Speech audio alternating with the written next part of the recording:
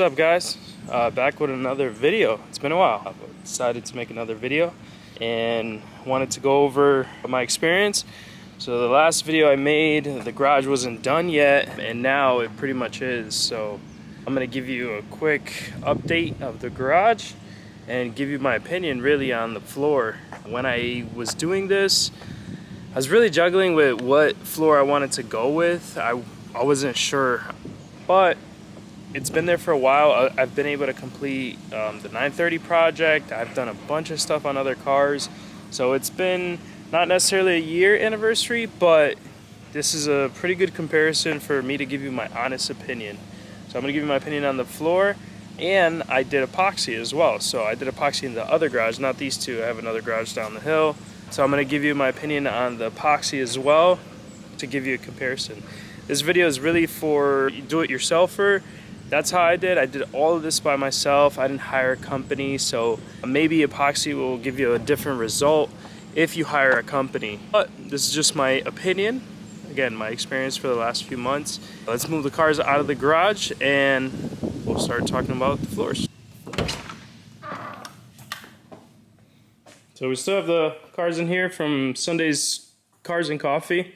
I had a really good time at Formula Nuns first Cars and Coffee, so it was pretty cool. I was actually able to bring both cars. Had my buddy help me drive the 930, and it was a good turnout. A really good turnout, actually. Some of the guys that do some work for Hoonigan were hosting the show, as well as the guys from Throttle ended up coming down, which was a pretty good time. So, nice event. I look forward to the next one.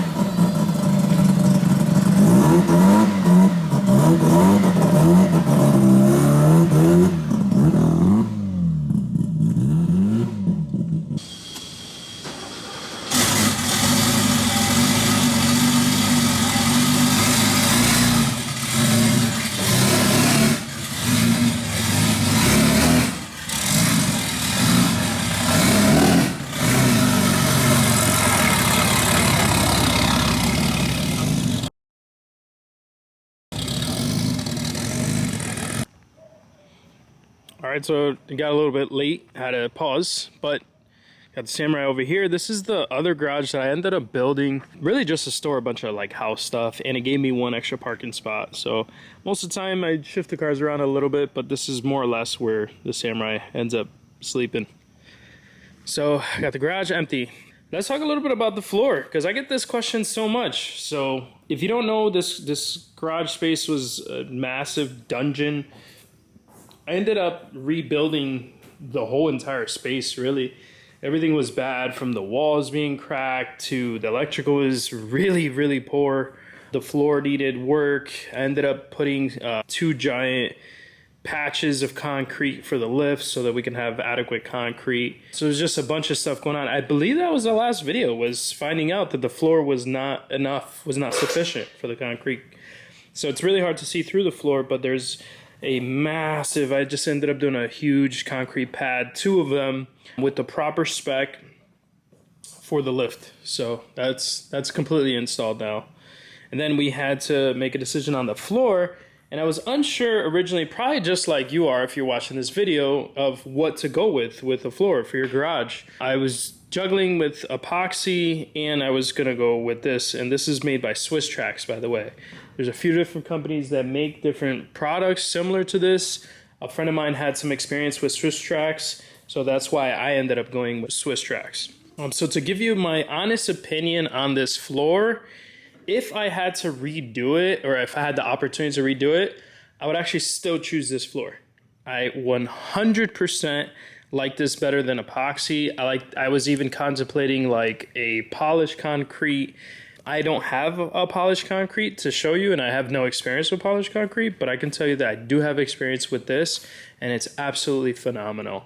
I use this space quite a bit. I mean, I've dropped heavy stuff on here. I've also welded on here. I've done mechanical work, oil spills, everything's happened so far on this floor. and I'm really, really happy with how it still looks. It's so forgiving. When you drop a tool on here, I would say that's one of the first things that I really, really liked was dropping tools. It doesn't damage it. So for example, if you have impacts, stuff like that, you could literally just drop it, never gets scratched, never gets damaged, which is really nice. Sometimes when you're working on like specific parts, it's nice to put it on a surface that is not gonna mar it. That's been one of the most important things for me. It's really dirty right now. I didn't even clean it for this video because I wanted to show you all like a real life expectation of how I use it. I love that you can also, it's like really inviting. I would say like people come in, it doesn't feel like a garage. It feels a lot more like a hangout space. I have seats here, so when people stop by, it's very welcoming, I would say, versus a standard garage. Now, there's definitely some cons, right? So it's not perfect. It's going to have its opportunity. And I think this is important to mention if you're considering epoxy or you're considering some of those other options. If you look at the floor really good, it does have these channels. And the idea is that things that fall through any kind of liquids, it goes through the floor and then onto the actual concrete. Before I mention some of the cons, I will say I do really like that because when you spill oil, it doesn't stay there. You know, eventually it ends up kind of drying up on the plastic. And then it goes down to the bottom. Concrete is porous, which means that eventually things do dry up. So I like that. I prefer that. Does it get a little dusty underneath there? Yeah, but I think it's a good design where the dust doesn't come up. So I, again, really, really, really like that. Let's talk about some of the cons or, you know, things that to note. Yes, on your occasion, when you're working with really, really small things, you drop washers. It happens. Now, it's pretty rare for you to drop a bolt or a screw and it falls in there because most of the stuff, especially automotive, when you're dropping stuff, it's usually fairly larger. So I haven't had much on that aspect of like dropping a bolt. Now I will say this, it's super, super easy to pop these up. So right in between these kind of spaces here, you can just put something in there, pry it open, and it's easy to peel this up. I really don't do that. What I really use the most, and I keep these pretty handy, there's a few different ways to do it. I usually keep my magnets or a screwdriver that has a magnet tip on there. I'll show you what that looks like. See if we can find that washer again. Yeah, right here. So usually if you stick like a screwdriver tip in there, you can just pick it up. This has worked for me so many times. It's really not that big of a deal. Like there, it just fell down again. But yeah, you can pretty much grab anything, and it's easy to grab your stuff. So if that's one of the biggest cons or opportunities, not really a big deal at all. Yes, I get asked that question probably the most, but again, not a big deal at all. As long as you have stuff like this or this little magnet, it's absolutely fairly easy to, you know, kind of pick some stuff up. Definitely something else to kind of look out for. And I'm really getting like picky here because I want to share. I mean, I honestly really, really like this floor, and this is 100% what I would recommend. So I just want to get like super picky so that if you're watching this, you could definitely know what to look out for. So another thing that does happen is, let's say for example, if your floor, the actual concrete underneath has like, let's say it's very uneven. This happens to me here all the time. Really, really hard to see. But this part of the concrete is lower than this part, so you're going to see how it pretty much unclips. It has no effect, it's more aesthetics, so you can kind of see it from far, where obviously this is just a little bit lower here. Personally, I don't care, it's not a big deal. Like even on this side, I put like a little piece of metal just to raise up this part of the concrete. Probably if I shifted this over like a few inches, I wouldn't have that issue, but it's definitely something else to look out for. Another thing to look out for is sometimes like this floor is not friendly with jack stands. Jack stands have, and there's all different kind of jack stands, but the ones with these kind of sharp edges and any kind of weight, you know, 2,000-3,000 pound car, sometimes in, you know, maybe in your scenario more than that, when you end up putting these jack stands on, it does end up practically cutting the plastic. That much pressure ends up acting, you know, more like a knife. So if you are doing that, then I would say this might not be the right choice for you. It's also plastic, so it's going to be a little bit more slippery than concrete. You lose kind of that grip. So I don't like it for that reason. You definitely want to be careful, especially jacking up a car. Let's say you jack up the front and then you're looking to jack up the rear. You're really trusting, you know, these jack stands. And although they may not physically collapse, but you know, they move pretty easily on this plastic. So definitely something to look out for. And you're probably going to end up damaging the actual tile. These are in like a 12 by 12 tile. You probably damage the tile with, like I said, these sharp edges. Your other option is that there are jack stands that come with kind of like a larger footprint at the bases, so it could be an option, but you definitely don't want to, like, let's say put down a piece of wood or even cardboard or something else to cushion it, because then you're just risking the safety of these things kind of sliding around. And with having your vehicle up there and you underneath on jack stands may not be the best idea. So if you have a workshop in that kind of space, then you want to be careful. What do they look like when they break? I don't remember why this one broke, but they're so easy to change. I mean, I could swap this out in 2 seconds, put down the new tile, and be all set. Very easy to change these out. I recommend if you get this floor, just get like an extra box or maybe like 2 boxes, just so you can have plenty if you need to replace any of the tiles. So now let's take a walk down to the other garage where I actually moved the 930 down there. And we'll talk about epoxy, because I did an epoxy there. And we'll talk about all the things that I hate about epoxy. Now we're at the third garage. I was lucky enough to buy this property where this garage space already existed. And then I built that garage over there. Let's see if we can zoom in. And then obviously the big garage. So we're at the third garage now. And let's talk a little bit about epoxy.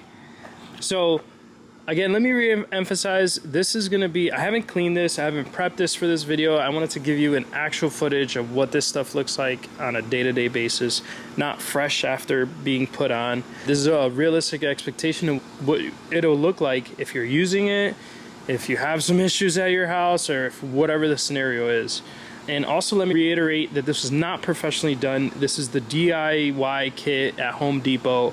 There's a few different ones to choose from, but I'll put kind of which one I did, and I'll tell you how my experience was. This is the epoxy flooring at Rock Solid by Rustoleum. I'm gonna be honest, I hate it.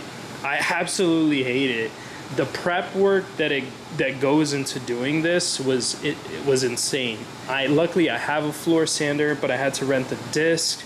I had to rent a lot of equipment to make this work. It also took a long time. In this case, this garage is obviously attached to my house, so I had to use water, and I had water going in places it shouldn't have got. Thankfully, we had no issues. I had to put a lot of fans to dry up the prep work, which was sanding down all this concrete with the machine. So that in itself was a job. And then we laid down the actual product. The product says that it covers a 2.5 car garage. Now this is a weird layout because I do have my water heater, my HVAC system on this corner, and then there's a bit of like the chimney over there. So technically it's not really a 2-car garage, but I could fit like 3 or 4 cars in here. But I ended up buying 2 kits of the 2.5 car garage, and it was not enough. Like, it was definitely not enough. It comes in this bag, and it's just, I have no idea how they expect you to cover it. The material is not easy to work with. It's extremely heavy. Like, I mean extremely heavy. Really heavy to work with. Not fun at all to really get down, which was super, super annoying. And it was just poor coverage in my opinion. Like, here was kind of newer concrete. You can see where it soaked through. All of these flakes got really, really dirty, and it was really difficult to lay down the flakes. But yeah, I just don't recommend it. It's very messy, very sticky, and I just hate it. This area over here gets less traffic. It's a little bit like nicer over here, but then again, it's still dirty. Like, the traffic areas get very dirty. I probably was doing it wrong. There's probably a better way to do it, but I feel like I followed all the instructions, and maybe it was just me, but I was pretty bad at it. That's my personal experience with epoxy. Like I said, I took the time to read everything. I took the time to try my best to do it right, and I don't know, it just came out really, really bad. So it is what it is. Most of this garage here is just storage. I don't do any work down here. The cars just get parked in here. The Shelby's underneath the cover. Show you the old girl. Been around for a long time. So this is where this car sleeps, in this little corner, pretty much untouched. The Fiat project is coming back to life very, very soon. There'll be a video on me pulling it out of this space and getting it up the hill into the bigger garage soon. So stay tuned for that. I'll be sharing more of this little project coming up very, very soon. But for now, yeah, just a very, my personal opinion on epoxy versus SwissTrax flooring, or I would say probably any plastic flooring, is if you have the choice, and you know, given the things that I mentioned, if this is still a good fit, 1000% I would recommend definitely go with SwissTrax over the Home Depot epoxies. Now, if you're looking to get your floor professionally epoxied, you probably have a better experience than me. I know that there's different clear coats and things that you could put down. I didn't do that, so this is no clear coat. But yeah, if you're looking to do it yourself, I absolutely hate this.